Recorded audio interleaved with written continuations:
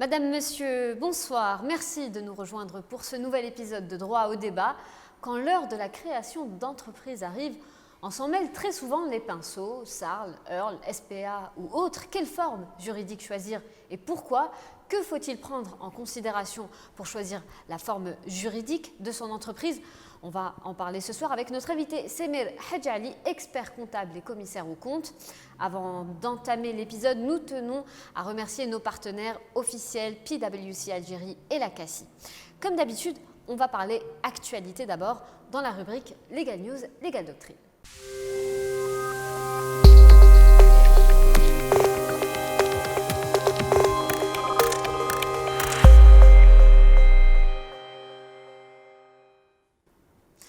Fiscalité dans la note numéro 378 relative à l'article 42 de la loi de finances pour 2021, la DGI précise les modalités de l'obligation pour les redevables de la TVA de produire à l'appui de leur déclaration série G50 un état fournisseur. On y retrouve notamment des informations sur les informations des fournisseurs à renseigner ainsi que la périodicité de cette obligation et son format.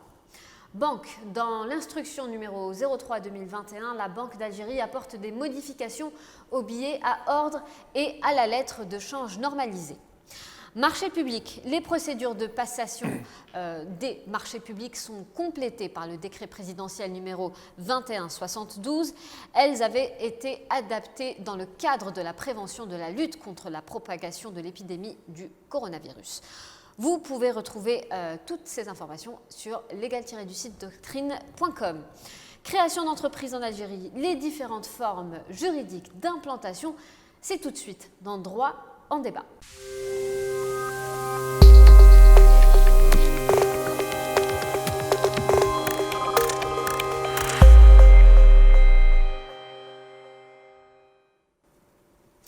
Et pour en parler ce soir, nous recevons Monsieur Semir Hadjali, expert comptable et commissaire aux comptes. Bonsoir Monsieur, bienvenue sur le plateau. Bonsoir, merci de m'accueillir au sein de votre plateau. Alors, on en parlait dans l'introduction, SARL, EARL, SPA. Tout d'abord, quelles sont les différentes formes d'entreprise, Monsieur Hadjali? Donc, la meilleure approche, c'est d'aborder ce sujet par la segmentation des personnes. Des personnes physiques, des individus, ou les personnes morales, qui est en fait le terme plus technique de ce qu'on adresse couramment comme des sociétés. Oui. Pour les personnes physiques, donc en fait, il s'agit des entreprises individuelles, et ces entreprises individuelles sont adossées à des personnes, dans lesquelles il n'est pas question de parler d'associés. Ce sont tout simplement des individus qui exercent une activité commerciale ou industrielle pour fournir des prestations de services, commercialiser des produits, produire également en entreprise ou en atelier. Le critère essentiel, c'est que ces personnes en font leur profession habituelle et partant de là, on les désigne comme des personnes commerçantes. Très bien. Voilà donc pour l'entreprise individuelle. Le sujet paraît plus complexe parce qu'il est vrai qu'il y a une panoplie bien riche de sociétés, Oui. Et celle que l'on retrouve en jonction avec l'entreprise individuelle est la société en nom collectif. Pour quelle raison? C'est parce que la société en nom collectif présente la particularité d'avoir des associés, 2 ou plus, mais qui doivent tous avoir la qualité de commerçant. Très bien. Et ce que l'on entend par avoir la qualité de commerçant, c'est d'être déjà inscrit en tant que personne physique au registre de commerce. Très bien. Donc cette qualité de commerçant fait que, et d'ailleurs elle est voulue pour les sociétés en nom collectif, que ces associés sont solidairement responsables au regard des tiers et ils sont aussi solidaires du passif, de l'ensemble des dettes de la société. Généralement, dans la pratique, on va retrouver ces sociétés, d'ailleurs le Code de commerce le requiert, c'est que la dénomination de ces sociétés portée le nom de chacun des associés ou au moins le nom du principal associé avec l'extension et compagnie. Très bien. Donc la manière de détecter si il s'agit ou pas d'une société en nom collectif, en plus évidemment de l'obligation de faire état de la forme de la société, est dans la dénomination. D'accord. Il n'y a pas de capital social minimum requis pour ces sociétés-là. Et en fait, l'idée sous-jacente, encore une fois, c'est que comme ces personnes associées sont responsables au regard de la dette sociale, la dette sociale étant entendue du passif de la société, il n'y a pas matière à configurer un niveau de capital social puisque la responsabilité... Qu'est-ce que le capital social, très rapidement ? Le capital social, c'est la mise que chaque associé va mettre dans la société à la constitution et tout au cours de la vie de la société à l'occasion d'augmentation du capital, et on aura l'occasion d'y revenir. Et c'est de cette manière que les parts sont définies. Et c'est de cette manière dont les parts sont définies. Mais dans le cas de la société en nom collectif, la particularité, c'est qu'il n'y a pas de notion de part sociale au sens de ce que l'on retrouve dans une société de capital, à l'opposé de la société en nom collectif qui est une société de personnes. Et encore une fois, la responsabilité de chacun des associés fait que, à la limite, on peut se passer du capital social car les associés apportent en garantie de leurs actes de gestion, mais également l'ensemble des dettes de la société, leur patrimoine personnel. Et c'est là qu'il y a une différence fondamentale. Très bien. Une autre particularité, c'est que entre les associés, les parts sociales ou la participation au capital, encore une fois, lorsqu'elles sont matérialisées en tant que telles, ne peuvent pas être cédées sans le consentement des autres associés. Et en filigrane, l'idée clé est que chacun étant commerçant et apportant sa qualité de commerçant, il ne peut être accepté d'autres associés s'il n'est pas forcément lui-même commerçant. Commerçant déjà, oui. Déjà, et s'il, partant de là, ne va pas également assumer cette responsabilité de passif. Et puis enfin, si jamais il venait à ce qu'il y ait un associé qui soit empêché parce qu'il est commerçant et par sa qualité de commerçant, par exemple, s'il venait à tomber en faillite en tant que commerçant, ou s'il venait à décéder, à ce moment-là, la société est dissoute de plein droit. D'accord. Voilà pour la société en nom collectif. Parfait. Est-ce qu'on peut citer d'autres formes d'entreprise ? Écoutez, pour les besoins de la présentation, je laisserai une société qui est particulièrement aussi adossée à la qualité de personne, qui est la société en commandite simple, après avoir traité des sociétés de capitaux, comme la SARL, la société à responsabilité limitée, ainsi que la société par action. Très bien. Et je vous expliquerai pour quelles raisons. D'accord. Donc, parlons des sociétés de capitaux. La plus courante, la plus connue est la société à responsabilité limitée. La SARL. La SARL, c'est une société de capitaux à partir du moment où les associés, contrairement à la société en nom collectif, ne vont être responsables et solidaires du passif qu'à concurrence de leur apport au capital. Donc il y a une frontière pour ce qui concerne la responsabilité entre la mise qu'ils ont apportée à ce capital social et leur patrimoine personnel. Le principe est que c'est la société qui est responsable et les associés ne sont responsables qu'à hauteur de leur participation à ce capital. Donc il y a un grand facteur de risque pour les tiers lorsqu'ils ont affaire à ce type de société. Il y a eu une réforme du Code de commerce assez récente où l'idée était de pouvoir permettre à tout entrepreneur, et particulièrement à l'adresse des jeunes entrepreneurs, de créer avec facilité une société. Et celle qui était et qui reste la plus à portée de main est la société donc à responsabilité limitée. Oui. Et partant de là, la réforme a retiré du Code de commerce l'obligation d'un capital minimum qui était à l'époque fixé à 100 000 dinars. Oui. Donc aujourd'hui, pour ce qui concerne le capital social, il est fixé librement par les associés. On avait d'ailleurs évoqué à cette période-là la société au capital social d'1 dinar pour dire que finalement, ce qui importait, c'était de faciliter la création de la société et pas tant son capital social. Là également, il est divisé en parts sociales et avec la précision de la répartition de ce capital entre les associés. Il y a une particularité également, c'est que l'on a permis, mais cela avant la réforme dont je parlais tout à l'heure, c'est celle qui permet de créer une société à responsabilité limitée, mais avec un seul associé.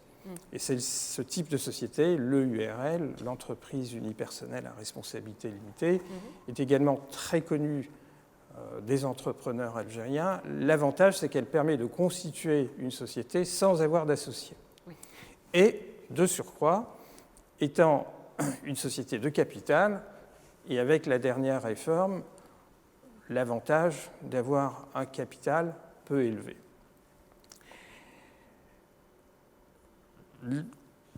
Les parts sociales donc, peuvent être réparties entre les différents associés et un des avantages également qui a été introduit dans la dernière réforme, c'est que contrairement à l'ancienne rédaction du Code de commerce où il était fait obligation aux associés pour ce qui concerne les apports en numéraire, donc les apports en trésorerie, en cash, de libérer intégralement cette partie d'apport, la réforme a permis d'emprunter à ce qui se fait ou ce qui se faisait déjà pour les sociétés par action pour ne libérer que 1/5 de ce capital social et de permettre la libération du complément sur un délai de 5 ans. Je rappelle au passage que autant pour les sociétés à responsabilité limitée que pour les sociétés par action, il peut être fait recours à ce que l'on désigne également par les apports en nature, donc qui consiste, au lieu d'apporter du numéraire, de la trésorerie... On apporte des idées. Alors l'idée, c'est l'apport en industrie. L'apport en nature, ce sont des biens dont on est propriétaire à titre personnel et que l'on va céder à l'entreprise. Comme peut-être un espace pour l'adresse, la domiciliation de l'entreprise. Ça peut être un siège social, ça peut être un immeuble, des biens donc immobiliers, des équipements de production, un ensemble de moyens matériels qui vont faire l'objet d'une évaluation dont la valeur est garantie par un tiers indépendant qui est le commissaire aux apports, désigné par le tribunal et qui va donc apprécier que la valeur de cet apport n'est pas surestimée parce qu'elle va être partie intégrante du capital social et servir de garantie au tiers. Monsieur Hadjali, dans tout ça, quelle est la place du groupement des entreprises ? Le groupement des entreprises n'est pas en tant que tel une société, mais plutôt une alliance de sociétés. Donc le groupement a sa place également dans le Code de commerce. Généralement, c'est une organisation qui fédère plusieurs entités et qui va être constituée pour réaliser un objectif commun pour une durée précise, On le retrouve dans beaucoup d'industries où les partenaires au groupement vont souhaiter avoir une organisation de transparence. Dans la plupart des cas, ces groupements sont sans but lucratif. Ils n'ont pas pour objet de réaliser des gains ou des pertes. Et ce sont ces membres qui se partagent le coût de ce fonctionnement de cette organisation que l'on appelle le groupement. Alors, très rapidement, Monsieur Hadjali, qu'est-ce que la société en participation? Alors, la société en participation, en fait, est revenue dans la législation algérienne parce que jusqu'à 1993, je rappelle que le Code de commerce algérien a eu sa première mouture en 1975, et dans l'esprit de l'époque, la société en participation n'était pas admise, alors qu'ailleurs dans le monde, on l'a retrouvée.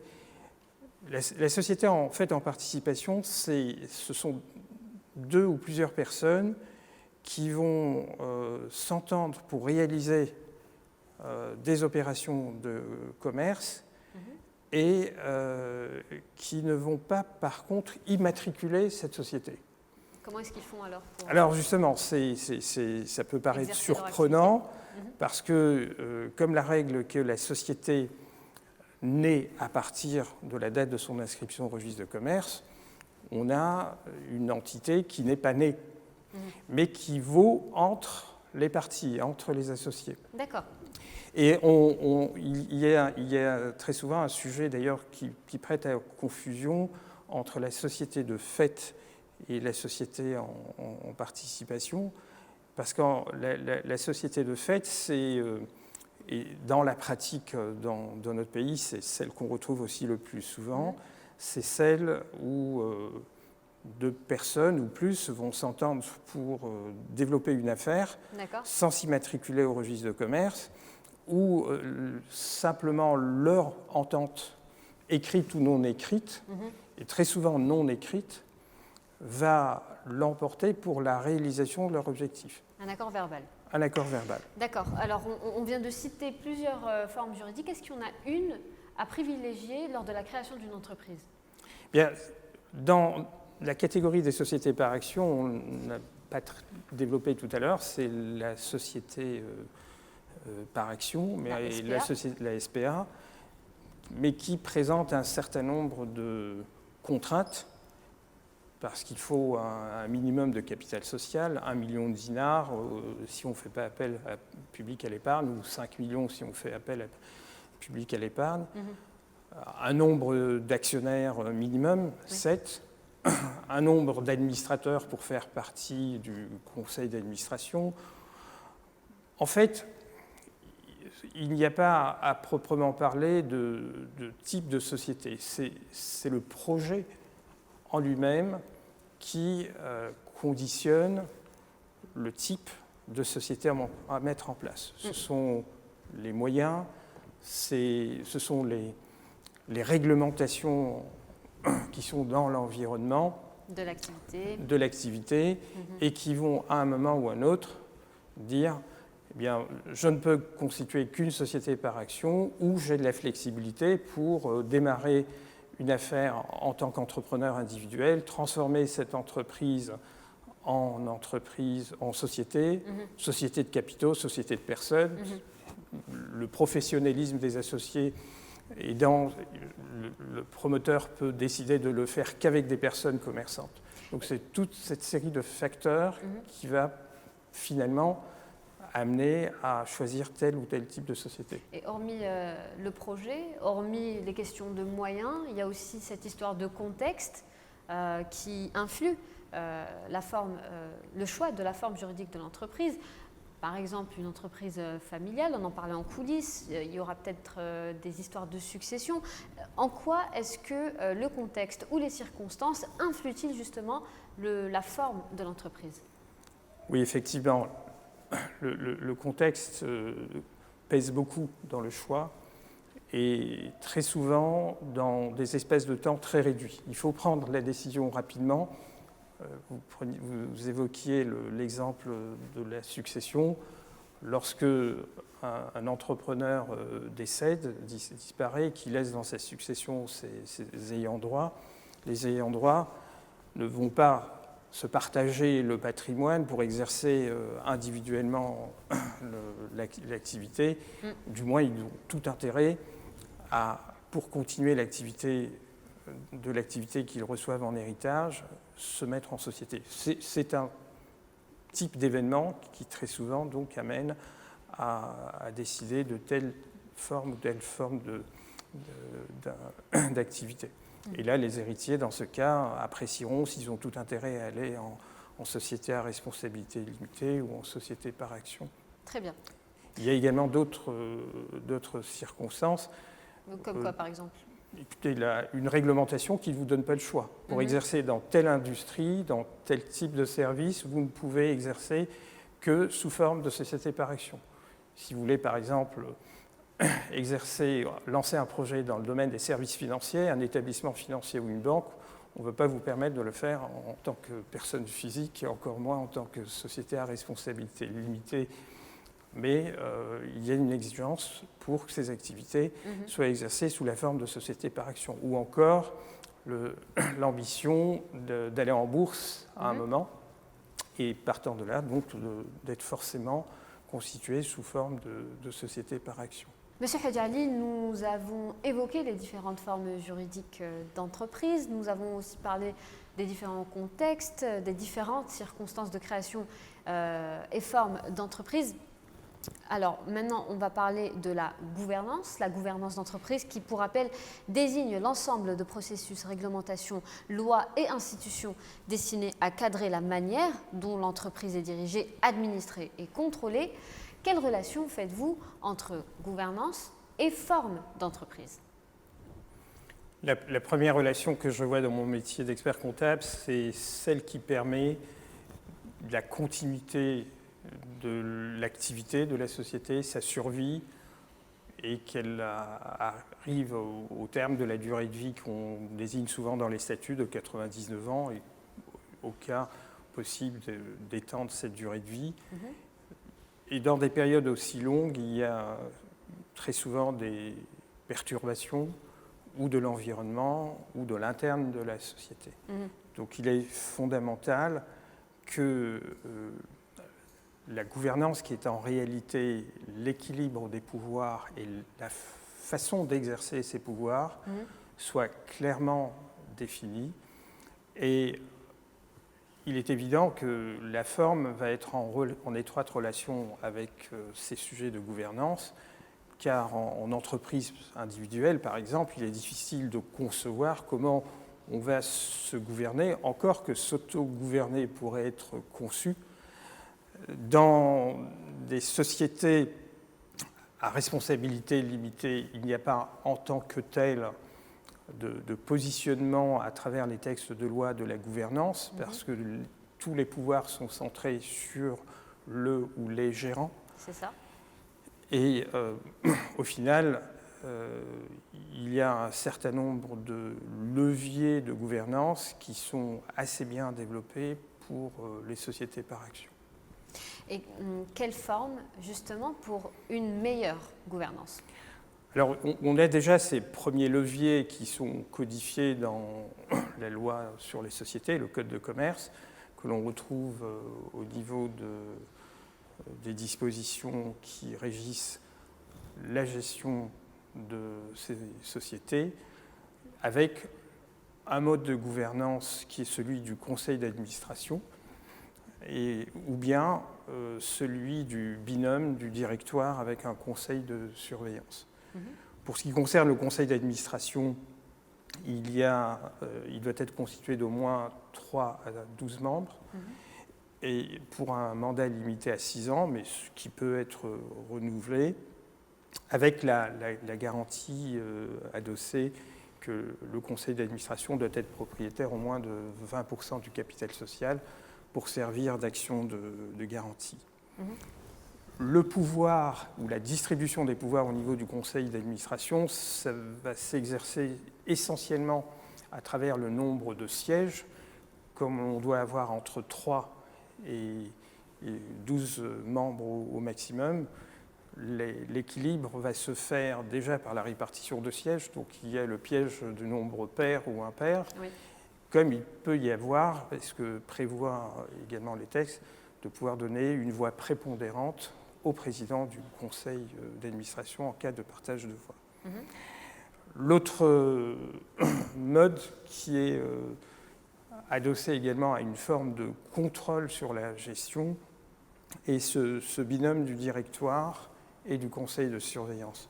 Le directoire doit avoir au moins 3 membres et au maximum 5 membres, nommés par le conseil de surveillance. Les membres du conseil de surveillance, eux, sont désignés par l'Assemblée générale, donc par les actionnaires, pour donc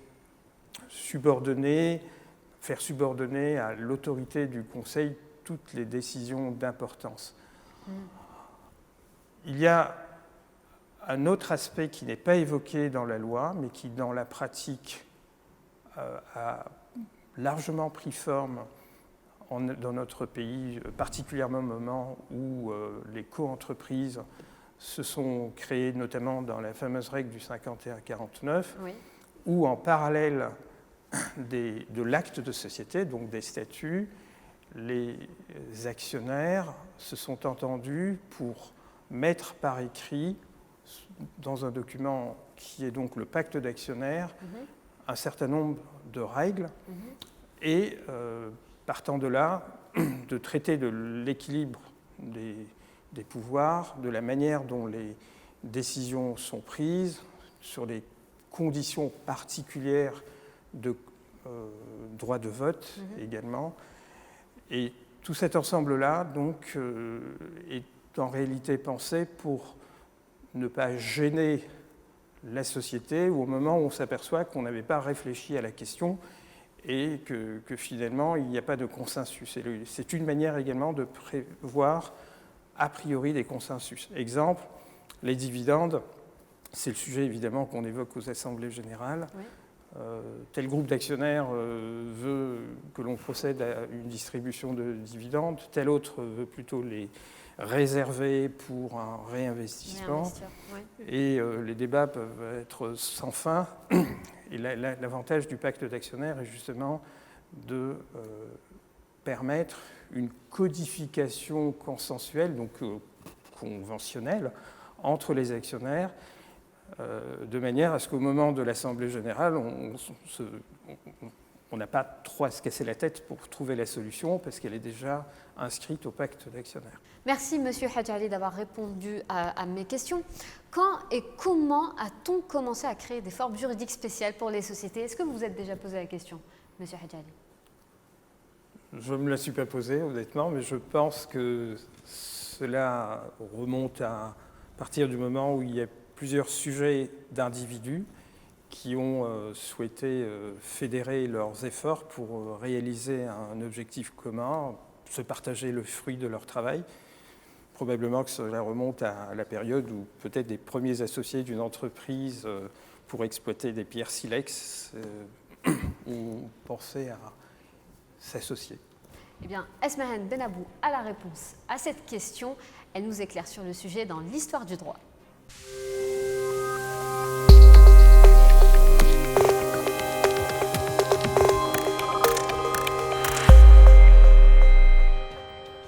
L'évolution historique dans l'Europe tout entière s'est trouvée marquée par le passage d'une création de société contrainte ou sur son autorisation à la libre constitution de la société dans un cadre réglementé.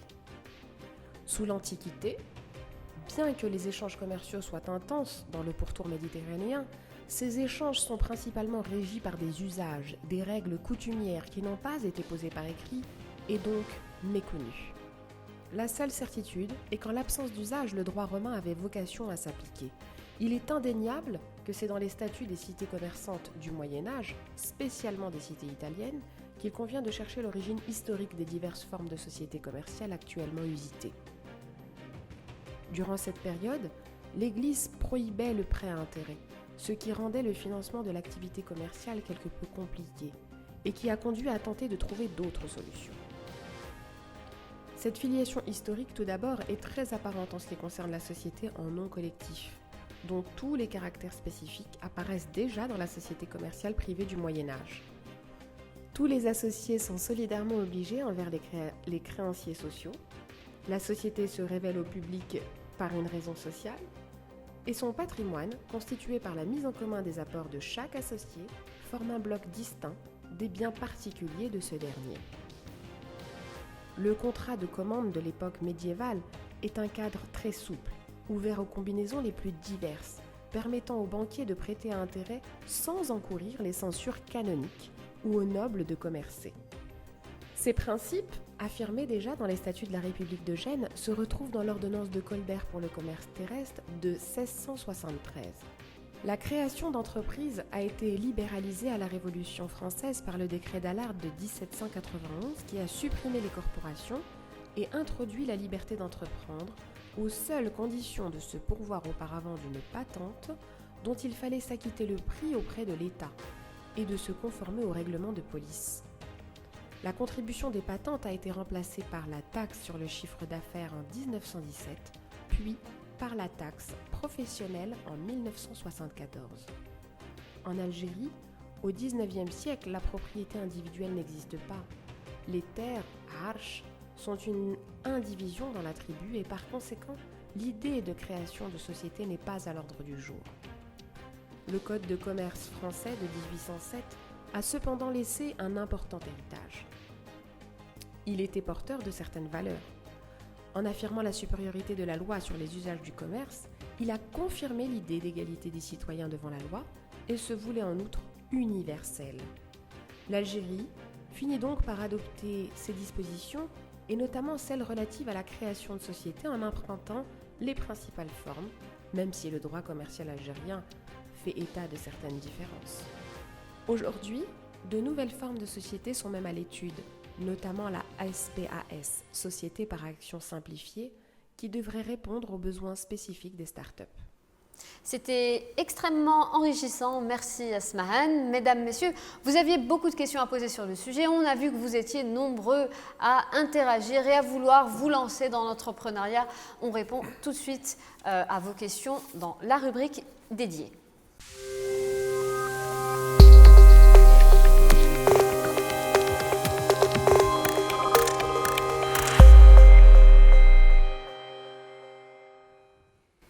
Alors, Monsieur Hadjali, les personnes qui nous suivent ont pas mal de questions à nous poser. La première question nous vient de Reda qui nous demande « Que pensez-vous de la nouvelle forme juridique créée spécialement pour les startups, la SPA simplifiée ?» Alors, les textes qui régissent la société ne sont pas encore publiés, mais ils sont, à ma connaissance, à un stade avancé et donc à publication imminente. Le sujet de la société par action simplifiée est arrivé ou a été accéléré avec celui des startups, dont on a pensé qu'il fallait donc offrir une nouvelle forme de société plus adaptée. En fait, ce type de société, à mon sens, brise un tabou, ou il rejoint plutôt un tabou, celui de dire que la société par action, par définition, c'est la société d'excellence pour les grandes sociétés, les grands groupes. En réalité, quand on analyse au détail, ce n'est pas forcément la manière dont on apparaît qui est la plus importante. Mais il se trouve qu'il est établi et parfois même avéré que la société par action s'impose plus en termes d'image. On l'a vu tout à l'heure également sur les sujets de gouvernance. Oui. Alors, la forme simplifiée, c'est qu'elle va permettre à une seule personne de constituer cette société. Donc, on est dans la réplique de l'EURL par rapport à la SARL, dans la partie, dans le segment société par action. Personnellement, je trouve cette option très intéressante parce que pour ce qui concerne les startups, la startup est startup à un moment, au moment où elle est labellisée et pour un certain nombre d'années. Donc ce n'est pas un statut éternel. Et cela peut être une rampe de lancement pour être ensuite une société par action avec un nombre d'actionnaires, un statut qui permet d'entrer en bourse, encore que dans l'intervalle, le marché financier prévoit également un compartiment particulier pour les startups. Très bien. Alors, la seconde question nous est posée par Rania. Sous quelle forme peut exercer un auto-entrepreneur aujourd'hui? Pour l'auto-entrepreneur, c'est d'emblée l'entreprise individuelle, sinon l'EURL, et là encore, il faut regarder le projet.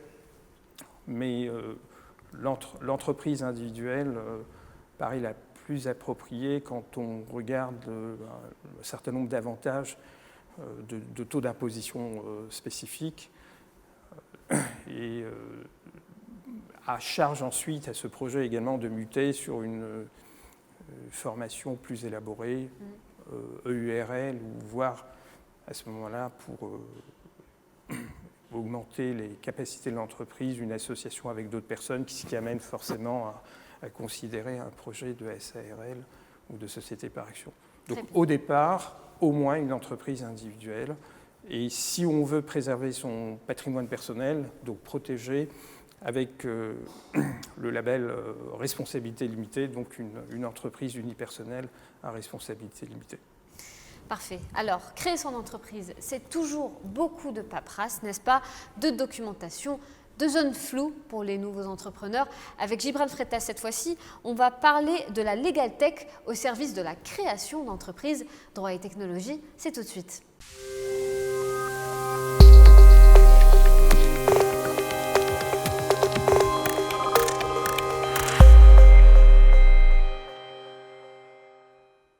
Bonsoir Gibran. Bonsoir Fatma. Alors, comment est-ce que la Legal Tech peut contribuer à la création d'entreprises? La création d'entreprise et la Legal Tech, c'est vrai qu'on a vu, créer une entreprise, ce n'est pas une affaire qui peut être simple, en tout cas pour une personne qui ne maîtrise pas forcément les concepts juridiques. Et il est nécessaire souvent de se faire accompagner, notamment par les avocats qui sont en général les personnes qu'on va consulter pour savoir un petit peu quelle serait la forme la plus adaptée. On a vu avec M. Hadjali qu'il y a un éventail assez, on va dire, divers des différentes formes juridiques qui peuvent être choisies pour créer son activité. Mais quand on n'a pas forcément les moyens d'aller voir un avocat, ou qu'on veut simplement s'informer, ou qu'on n'a pas le temps tout simplement de faire les procédures, on voit que partout dans le monde, il y a ce qu'on appelle des startups legal tech qui commencent à être créées pour créer justement des sociétés en ligne de manière plus simple et aussi, il faut le dire, plus accessible. Alors quel est le concept? Quel est le concept de créer sa société en ligne grâce à une startup? En fait, ça dépend. Il y a plusieurs étapes et les startups en général interviennent soit à l'une de ces étapes, soit prennent en charge toutes les étapes. Donc, qu'est-ce qu'on retrouve? On retrouve des startups qui permettent aux personnes d'avoir de l'information tout d'abord sur les différentes formes juridiques qui existent. Mais ça, bien entendu, l'information, a priori, c'est quelque chose qui est donné gratuitement. Oui. C'est un contenu qui permet justement d'avoir des personnes qui viennent sur le site internet et qui vont ensuite vouloir savoir et pourquoi pas créer leur entreprise directement aussi en ligne. Alors, pour que l'entreprise puisse être créée en ligne, il faut bien entendu que le cadre juridique le permette. Il faut que toutes les procédures qui doivent être faites pour la création de la société ou de l'entreprise puissent être faites en ligne. Dans beaucoup de pays, c'est le cas. Et c'est ce qui permet, par exemple, d'avoir de A à Z l'information sur la forme sociale la plus pertinente pour son projet, le choix, bien entendu, de la forme sociale en ligne, la création des statuts qui vont venir constituer la société. Donc, les statuts, Fatma, c'est le document qui permet finalement de dire que telle personne a tel rôle dans la société et telle personne aura telle part du capital, par exemple. Et donc, tout ça, de plus en plus, c'est proposé en ligne par des startups Legal Tech. Et au-delà même de pouvoir générer ces statuts en ligne, on a de plus en plus de plateformes, de startups donc en ligne, qui permettent de mettre en relation les personnes qui ont besoin d'informations et donc de conseils juridiques pour le coup, avec des professionnels du droit. Parce que dans la majeure partie des pays dans le monde, il est bien entendu interdit de faire du conseil en ligne. C'est une activité qui est réservée aux professions réglementées. Et donc en fait, les startups Legal Tech viennent aider les personnes là où il n'y a pas d'obligation d'avoir recours à un professionnel et viennent ensuite les mettre en relation avec des professionnels pour la partie qui nécessite forcément un conseil juridique. Donc on voit que de plus en plus, il y a des partenariats qui arrivent à se nouer, même entre les startups et les barreaux, ou en tout cas entre les ordres professionnels qui régissent un petit peu les règles de la profession. Et donc finalement, la Legal Tech au service de la création de société, c'est l'information tout d'abord sur comment et quelle société créer, éventuellement la création en ligne de manière automatisée, on a beaucoup parlé d'automatisation de documents juridiques, des statuts de la société et de tous les autres documents nécessaires, voilà les formalités pour le registre de commerce.